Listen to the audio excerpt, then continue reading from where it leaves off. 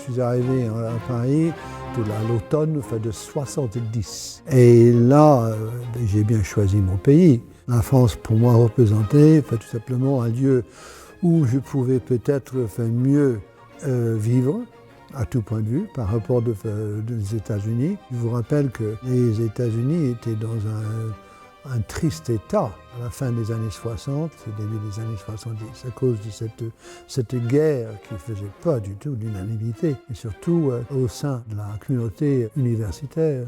En arrivant à Paris, évidemment, j'ai pris un bain de ce que j'aimais. Et 10 ans après avoir vraiment travaillé beaucoup de musique française, et j'ai énormément fréquenté à l'époque la BN, afin justement de transcrire et approfondir cet amour que j'avais pour le répertoire français. En 79, donc 10 ans après mon arrivée en France, l'ensemble, j'ai défini notre mission. C'était de mieux interpréter, faire connaître mieux ce patrimoine français, qui était non seulement pour moi, mais mes jeunes collègues autour de moi, quelque chose de complètement prioritaire. Et ça a duré jusqu'à maintenant.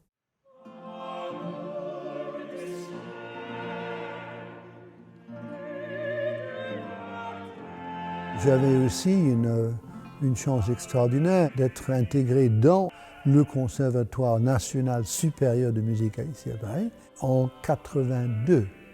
Et je suis resté jusqu'en 96. Il faut mettre peut-être le Jardin des Voix, qui donc, a été créé en 2002, dans un contexte de la pédagogie. 96, j'avais vécu un nombre d'années, n'est-ce pas, sans vraiment enseigner. Et le manque était important.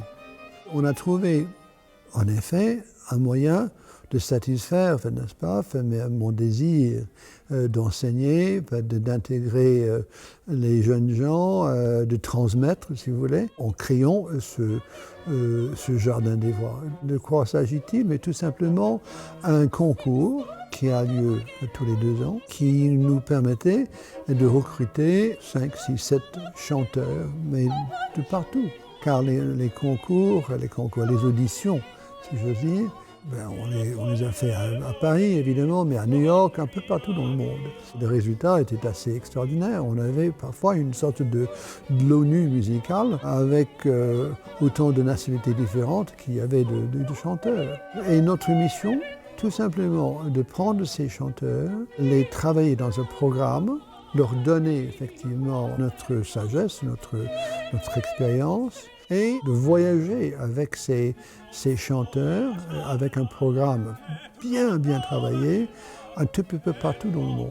Et on a pu vendre ces jeunes gens, qui étaient totalement inconnus. Pour la plupart, les débutants, juste commencé. Nous avons pu les vendre, si j'ose dire, grâce à la notoriété de notre ensemble. Une fille, je me souviens, qui n'a vraiment très peu chanté en public, se trouvait 1 an après, littéralement, n'est-ce pas, dans l'une ou les 2 ou 3 des meilleures salles au monde. Un moyen merveilleux de commencer une carrière.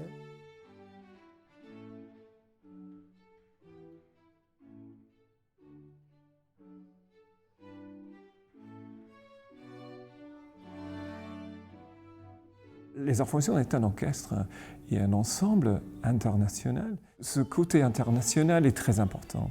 On peut pas ignorer les racines de William.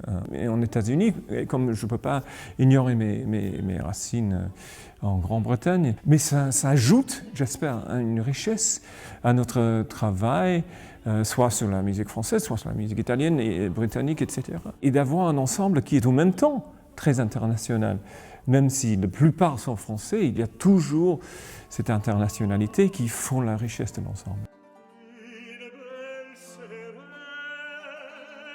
On était en association depuis fort longtemps, et puis mon souhait était d'aller un peu plus loin, même beaucoup plus loin, en créant une fondation.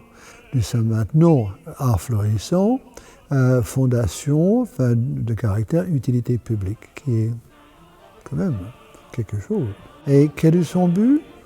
Oui, la pérennisation, la transmission. C'est un moyen d'assurer, j'espère, que le bon travail que nous avons fait depuis 40 ans puisse continuer. Le travail pédagogique, le travail d'édition, de transcription, le travail de recherche, oui, beaucoup de choses.